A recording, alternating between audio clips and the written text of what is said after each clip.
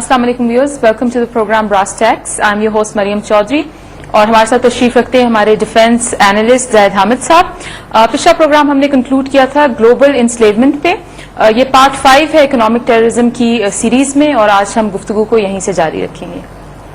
जी देखिए Maryam, last time जैसे आपने कहा कि हमने इस मकाम पर अपनी डिस्कशन को ख़त्म किया था कि किस तरीके से ये IMF और वर्ल्ड बैंक और ज़ायनिस्ट बैंकर्स किसी मुल्क को कर्ज देते हैं, फिर उस कर्ज की अदायगी में उससे रियल वेल्थ एक्सपोर्ट्स के नाम पर वो वसूल करते हैं। जब कर्जे की अदायगी नामुमकिन हो जाती है तो करेंसी उसकी डिवैल्यू करके उसके लिए और मुश्किलात पैदा करते हैं कि किसी सूरत में कर्ज अदा ही ना हो सके। फिर ये प्राइवेटाइजेशन की तरफ आते हैं और उस मुल्क की असल दौलत, सारी सामान दौलत पैदा करने के जितने जराए होते हैं उन पर ये प्राइवेटाइजेशन के जरिए कौड़ियों के मोल उनको खरीद कर कब्जा कर लेते हैं। मिसाल हमने पाकिस्तान की दी थी, कई इश्यूज लिए। जो कुछ ये पाकिस्तान के साथ इन्होंने किया या ये मिसाल जिसकी हमने दी थी, ये सिर्फ पाकिस्तान पर महदूद नहीं है, ये दुनिया के तमाम ममालिक के साथ यही सलूक कर रहे हैं कि जो डेवलपिंग कंट्रीज कहलाते हैं या गरीब ममालिक कहलाते हैं, या वो ममालिक हैं कि जो इनके इस ज़ायनिस्ट सिस्टम का हिस्सा नहीं है लेकिन उनको ये गुलाम बनाना चाहते हैं।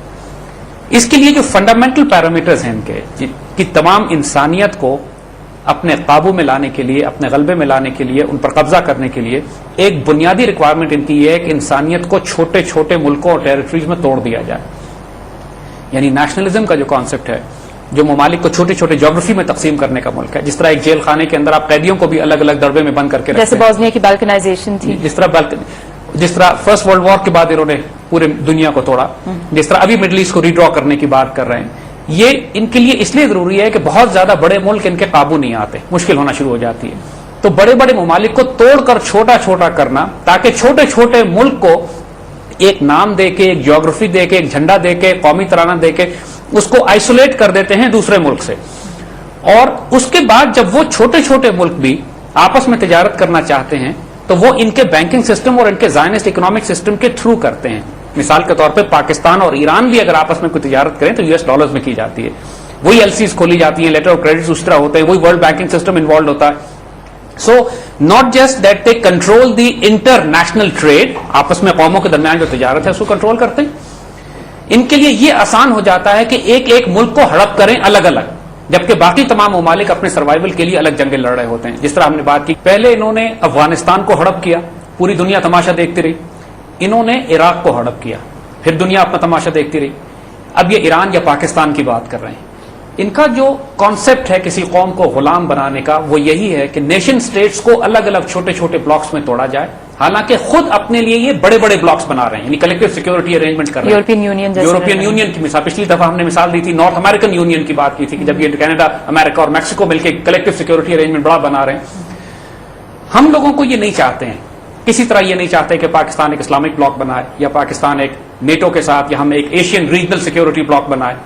इसके लिए लाजिम है इनको कि छोटे छोटे मुल्कों में इनको तकसीम किया जाए। जैसे मजीद पाकिस्तान को तोड़कर बलूचिस्तान को आजाद करना, पख्तूनिस्तान को अलग करना, कुर्दिस्तान को अलग इलाका बनाना। इसीलिए इनके जो एसेट्स हैं बलूचिस्तान में, बलूचिस्तान लिबरेशन आर्मी या फ्रंटियर में, पख्तूनिस्तान के बनाने के जो एलिमेंट्स हैं कुर्दिस्तान में, कुर्द जिनको इस्तेमाल कर रहे हैं।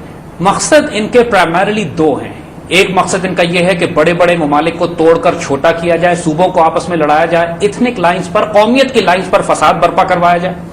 और दूसरा इनका मकसद यह है कि इन मुसलमान ममालिक की खुसूसन आबादी कम की जाए, यानी आबादी कम करना और मुल्कों को तोड़कर छोटा करना इनकी उस ग्लोबल स्ट्रैटेजी का फंडामेंटल पहलू है जिसके जरिए ये ममालिक को गुलाम बनाना चाहते हैं।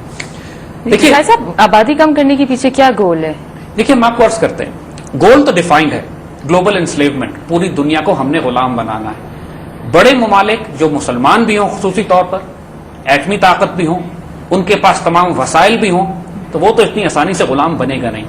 तो फंडामेंटल पहलू जैसे हमने कहा, पहले वसाइल पे कब्जा करना है, उसके वो प्राइवेटाइजेशन करके कब्जा कर लिया। फिर उस मुल्क का साइज छोटा करना है, उसके लिए सूबों के दरमियान जंगें बर्पा करवानी है, लिबरेशन आर्मीज और मुख्तलिफ किस्म के सूबाइयत और लिसानियत और असलियत की जंगें पैदा करनी है। उसके बाद तीसरा इशू है आबादी कम करना। हम आपको ये अपनी तरफ से बात नहीं बना के दे रहे। इनकी 21st सेंचुरी की फॉरेन पॉलिसी का फंडामेंटल पिलर 1974 में हेनरी किसिंजर ने डिजाइन किया था। आपको हम इनवाइट करते हैं, गूगल पे जाइए, टाइप कीजिए Henry Kissinger 1974 genocide plan, 1974 Henry Kissinger genocide plan, और देखिए क्या निकल कर आता है।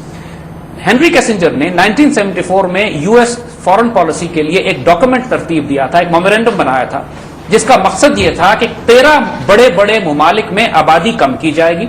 13 بڑے بڑے ممالک میں جو آبادی پھیل رہی ہے وہ امریکن انٹرسٹ کے لیے نقصان دہ ہے. امریکن جس طرح قبضہ کرنا چاہتے ہیں ان ممالک کے اوپر اس آبادی کے ہوتے ہوئے، کیونکہ یہ بڑے اکنامک بلاکس بن جائیں گے، ان کے پاس مین پاور ہے، ان کے پاس ریسورسز ہیں، ان کے پاس خزانے موجود ہیں، اور ایک بڑی آبادی اگر ہوئی تو یہ تمام کے تمام اپنے وسائل پر قبضہ کر لیں گے. لہٰذا ان میں جنگیں برپا کروا کے اس نے الفاظ برتھ کنٹرول کے استعمال کیے تھے، پاپولیشن کنٹرول کے کیے تھے، اور اس نے لفظ استعمال کیا تھا کہ birth control is one of the tools. لیکن اس کے اندر جو امپلیسٹ ڈیفینیشن، بڑی واضح ڈیفینیشن تھیں، وہ یہ تھیں کہ ان ممالک میں جنگیں بھی برپا کرائی جائیں گی، ان میں قحط بھی نافذ کیے جائیں گے، ان میں بیماریاں چھوڑی جائیں گی. اور جن 13 ممالک کی اس نے لسٹ دی تھی، ذرا ہوش میں رہ کے اور ذرا دل جگر تھام کے سنیے گا، کہ اس میں پاکستان شامل تھا، اس میں ٹرکی شامل ہے، اس میں نائجیریا شامل ہے، اس میں انڈیا بھی شامل ہے، اس میں ساؤتھ امریکہ کے کئی برازیل شامل ہے. یعنی وہ تمام بڑے بڑے ملک جن کی آبادی بھی زیادہ ہے اور اکنامک پوٹینشیل بھی بہت زیادہ ہے، ان ممالک کی آبادی اور ہیومن ریسورس کو کم کرنا ہے. ان کے نزدیک تمام وہ لوگ کہ جو ان کی غلام، جو پاورٹی لائن سے نیچے ہیں، جو بہت غریب ہیں، کہ جو اس ملک کی اکنامک پروڈکشن میں کام پروڈیوس نہیں کر رہے ہیں اتنا زیادہ، جو یہ جب اس ملک پر قبضہ کریں گے تو ان کے نزدیک ان بھوکوں کو کھانا کھلانا پڑے گا، ان بھوکوں کو بھی سنبھالنا پڑے گا اگر وہ اس ملک میں رہتے ہیں. لہٰذا غربت ختم کرنے کا آسان طریقہ یہ ہے کہ غریب ختم کر دو، غریبوں کو بھوکا مار دو. لہٰذا یہ جو اوور آل اسٹریٹجی کے بلڈ کرتے ہیں، دیکھیے قرآن پاک میں ان کے بارے میں جیسے ہم نے پہلے عرض کیا تھا کہ یہ تخبط شیطان من المس، شیطان نے چھو کے ان کو باولا کیا ہوا. They not normal people, they not human beings.